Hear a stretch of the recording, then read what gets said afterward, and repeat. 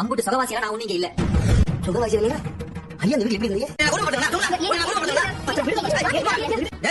ஊர் உலகத்துல எந்த அப்பா பார்க்காத அளவுக்கு நான் நல்லா தான் பாத்துக்கிட்டேன். நீங்க பாத்துக்கிட்ட கதையில எனக்கு ரொம்ப நல்லா தெரியுமே. எந்த கவர்மெண்ட் வேலை கிடைச்சிருக்கு ஆரம்பத்துல நீ தலால் மூலியமா மாறிக்கியோ அந்த கவர்மெண்ட் வேலைக்கு 10 லட்சம் ரூபாய் சொல்ல கொடுத்து மப்பேடா. மகனுக்கு ஒரு நல்ல வேலை கிடைக்குதா எல்லா அப்பாவும் கொடுக்கறதே. நீங்க ஒண்ணு ஸ்பெஷலா பண்ணிடல. இது நமக்கு பெரிய விஷயம் மாதிரி பேசிட்டு இருக்காரு. இப்படியே பேசிட்டு இருந்தே பிரச்சனை வேற மாதிரி ஆயிடும். ஆயிட்டு போடுமே. எனக்கு எந்த கவலையும் கிடையாது. எத்தனை நாள் சலிச்சுக்க முடியும் சொல்லு. சலிச்சுக்க நீங்க இருக்கறா அப்படிலாம் கஷ்டப்பட்டு தங்கிட்டு வீட்டுல இருக்கீங்க அவசியம் இல்ல. அந்த ஓன உங்களுக்கு தெரியுமா மல்லிகை ஜாம காய் எடுத்து கேஸ் காது பிடிச்சு அது இத நோட்டு வந்து எல்லாத்தையும் நீங்க தான் பார்க்கணும். ஓஹோ இதுக்கு உங்க கிட்ட வந்து நிப்பேன் நினைச்சிட்டியா?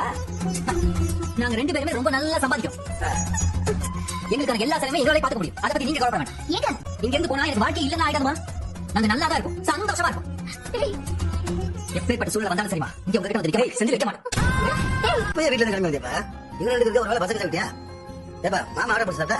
வேணாம் மாமா. அப்புறம் எப்படி ஆபீஸ் போவ? அதை நான் பாத்துக்கிறேன் மாமா. உங்ககிட்ட கொஞ்சம் பேசணும். பேசலாமா மாமா? ஏப்பா என்னப்பா ஏன்ட பேசுறதுல அனுமதி கிடைக்குது? பேசுப்பா என்ன விஷயம்? உங்களுக்கு எந்த வருத்தமும் இல்லைன்னு இந்த பாட்டுக்கு சொல்லிட்டீங்க.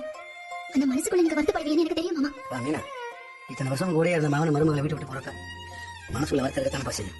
இந்த வேலையில செய்யறதுல இருந்து அவரோட நடவடிக்கையே சரியில்லை. தலைகால் புரியாம ரொம்ப ஆடிட்டு இருக்காங்க.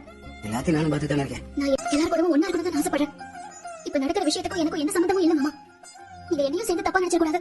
மீனா நான் ஏன் தப்பா நினைக்க போறேன்? இல்ல மாமா வீட்டுக்கு வந்த மருமக குடும்பத்தை பிரிச்சுட்டான்னு நீங்க நினைச்ச கூடாதுல்ல. சேச்சா உன்னை பத்தி மாமா எப்பயுமே அப்படி நினைக்கவே மாட்டேப்பா. நீ எவ்வளவு நல்லவில்ல. எங்க குடும்பத்தை பத்தி எப்படி நினைச்சு வச்சிருக்கேன் ரொம்ப நாளா பாத்துட்டு பாருங்க. உன்னை மாமா தப்பா நினைப்பேன் எப்பயுமே நினைச்சு வருத்தப்படுறாங்க.